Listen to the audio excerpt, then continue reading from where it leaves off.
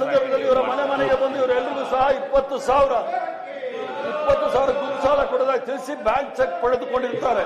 ಆದ್ರೆ ಅವರೆಲ್ಲರೂ ಸಹ 2 ಲಕ್ಷ ಸಾಲ ಪಡೆದುಕೊಂಡ ರೀತಿಯಲ್ಲಿ ಬ್ಯಾಂಕ್ನ ಸಾಲ ಪತ್ರಗಳಲ್ಲಿ ತೋರಿಸುತ್ತಾರೆ. ಅದೇ ಅಲ್ಲದೆ ಬ್ಯಾಂಕ್ನ ಸಾಲ ಪತ್ರಕ್ಕೆ 30 ಜನರ ನಕಲಿ ಸಹಿಯನ್ನು ಹಾಕಿ ಬಡ ಮುಸ್ಲಿಂ ಮತ್ತು ಹಿಂದುಳಿದ ವರ್ಗಗಳ ಮಹಿಳೆಯರಿಗೆ ಮೋಸ ಮಾಡಿರ್ತಾರೆ. ವಿಷಾದ ಸಂಗತಿ ಎಂದರೆ ಎಲ್ಲ ಮಹಿಳೆಯರು ತಿಂಗಳಿಗೆ 900 ರೂಪಾಯಿ ಅಂತ ಕಂತಿನ ರೂಪದಲ್ಲಿ ಎಲ್ಲ 20,000 ಸಹ ಪಾವತಿಸುತ್ತಾರೆ. ಮತ್ತೊಂದು ಪ್ರಮುಖ ವಿಚಾರ ಎಂದರೆ ಮೋಸ ಹೋಗಿರುವ 31 ಮಹಿಳೆಯರ ಓರ್ವ ಮಹಿಳೆ ಬಿಜೆಪಿ ಉಪಾಧ್ಯಕ್ಷ, ಉಡುಪಿಯ ಬಿಜೆಪಿ ಉಪಾಧ್ಯಕ್ಷ, ನಗರಸಭಾ ಸದಸ್ಯರಾಗಿರ್ತಕ್ಕಂಥ ಗಿರಿಧರ್ ಆಚಾರ್ಯ ಅವರ ಎಂಬುವರ ತಾಯಿ ಪ್ರೇಮ ಆಚಾರ್ಯ ಅವರ ಸಾಲದಲ್ಲೂ ಸಹ ಈ ಸಾಲದಲ್ಲಿ ಬಲಿಯಾಗಿದ್ದಾರೆ. ಈ ಗುಂಪಿನಲ್ಲಿ 13 ಜನರು ಅನ್ಯಾಯಕ್ಕೊಳಗಾದವರು. ಇದು ಕೋವಿಡ್ ಸಂದರ್ಭದಲ್ಲಿ ಇವರೆಲ್ಲರಿಗೂ ಸಹ ಮಲ್ಪೆ ಬಂದರಿನಲ್ಲಿ ನಿಂತಿದ್ದ ಒಂದು ಮೀನುಗಾರಿಕಾ ಯಾಂತ್ರಿಕ ಬೋಟ್ ಅನ್ನು ತೋರಿಸಿ ಪಾಲುದಾರನಾಗಿ ಮಾಡುತ್ತೇವೆ ಎಂದು ಸಮಜಾಯಿಸಿ ಎಲ್ಲರನ್ನು ಮಲ್ಪೆ ಶಾಖೆಗೆ ಕರೆಯಿಸಿಕೊಂಡು ಬ್ಯಾಂಕ್ನ ಸಾಲ ಪತ್ರಕ್ಕೆ ಸಹಿ ಪಡೆದುಕೊಂಡು ಅವರ ಆಧಾರ್ ಕಾರ್ಡು ಮತ್ತು ಬ್ಯಾಂಕ್ ಚೆಕ್ಗಳನ್ನು ಪಡೆದುಕೊಂಡು ಒಬ್ಬೊಬ್ಬರಿಗೆ ತಲಾ 2 ಲಕ್ಷವನ್ನು ನೀಡುವುದಾಗಿ ತಿಳಿಸಿ ಯಾರಿಗೂ ಕೂಡ 1 ರೂಪಾಯಿಯನ್ನು ನೀಡಿದ ಮೋಸವನ್ನು ಮಾಡಿರ್ತಕ್ಕಂಥದ್ದು ಈ ಬ್ಯಾಂಕಿನ ಚೇರ್ಮನ್ರು.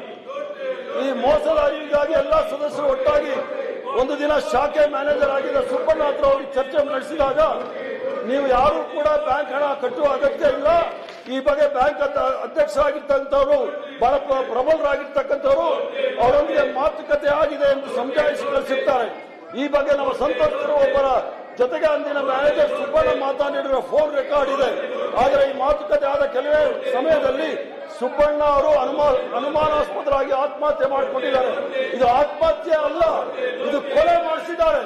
ಕೊಲೆ ಆಗಿದೆ ಆ ಬ್ಯಾಂಕ್ ಮ್ಯಾನೇಜರ್ನ. ಆ ಬ್ಯಾಂಕ್ ಮ್ಯಾನೇಜರ್ನ ಕೊಲೆ ಮಾಡಿ ಬಡವರಿಂದ ಲೂಟಿ ಹೊಡೆಯಕ್ಕೆ ನೋಡ್ತಾ ಇದ್ದಾರೆ. 2 ಲಕ್ಷ ರೂಪಾಯಿ ಸಾಲ ಕೊಟ್ಟಿದ್ದೀನಿ ಅಂತ ಹೇಳಿ ಆ ಬಡವರ ರಕ್ತ ಇಡ್ತಾ ಇದ್ದಾರೆ ಈ ಒಂದು ಕೋಆಪರೇಟಿವ್ ಬ್ಯಾಂಕ್ ಚೇರ್ಮನ್.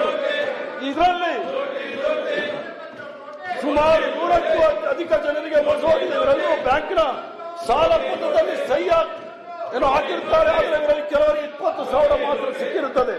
ಆದ್ರಿಂದ ಅಷ್ಟೇ ಅಲ್ಲ, ಇದರಲ್ಲಿ ಮಹಾಲಕ್ಷ್ಮಿ ಬ್ಯಾಂಕ್ನ ಈ ಒಬ್ಬ ಯಾರು ಆತ್ಮಹತ್ಯೆ ಮಾಡಿಕೊಂಡಿದ್ದಾರೆ, ಮಾನ್ಯ ಸಭಾ ನಾಯಕರೇ, ಯಾರು ಆತ್ಮಹತ್ಯೆ ಮಾಡಿಕೊಂಡಿದ್ದಾರೆ, ಆತ್ಮಹತ್ಯೆ ಅಲ್ಲ, ಕೊಲೆ ಆದ್ರೆ ತನಿಖೆ ಆಗಬೇಕು. ಅವರು ಒಬ್ಬ ಶಾಸಕರು, ಅದರ ಆ ಬ್ಯಾಂಕಿನ ಚೇರ್ಮನ್ ಒಬ್ಬರು ಶಾಸಕರು, ಯಶ್ಪಾಲ್ ಸುವರ್ಣ ಅಂತೇಳಿ ಬಿಜೆಪಿಯ ಶಾಸಕರು, ಅವರು ಈ ಒಂದು ಲೂಟಿಗೆ ಕಾರಣಕರ್ತರಾಗಿದ್ದಾರೆ. ಸುಮಾರು 180 ಕೋಟಿ ಲೂಟಿ ಆಗಿರ್ತಕ್ಕಂಥ ಇದನ್ನ ಸಮಗ್ರವಾಗಿ ತನಿಖೆ ಆಗಬೇಕಂದ್ರೆ ಇಲ್ಲಿ ಇವರು ತನಿಖಾಧಿಕಾರಿಗಳು ತನಿಖೆ ಮಾಡಿದ್ರೆ ಸರಿಯಾಗಿ ತನಿಖೆ ಆಗಿಲ್ಲ.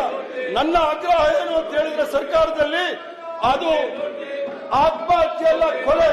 ಅದು ಕೊಲೆ ತನಿಖೆ ಆಗಬೇಕು. ಮತ್ತೆ ಯಾರ್ಯಾರು ಅನ್ಯಾಯ ಆಗಿದೆ ಅದು SIT ನೇಮಿಸಿ ಅದರ ಪೂರ್ಣವಾದ ತನಿಖೆ ಆಗಿ ತಪ್ಪಿತಸ್ಥರಿಗೆ ಶಿಕ್ಷೆ ಆಗಬೇಕು ಅಂತ ಹೇಳಿ ತಮ್ಮ ಮೂಲಕ ನಾನು ಸರ್ಕಾರಕ್ಕೆ ಮನವಿ ಮಾಡ್ತೇನೆ.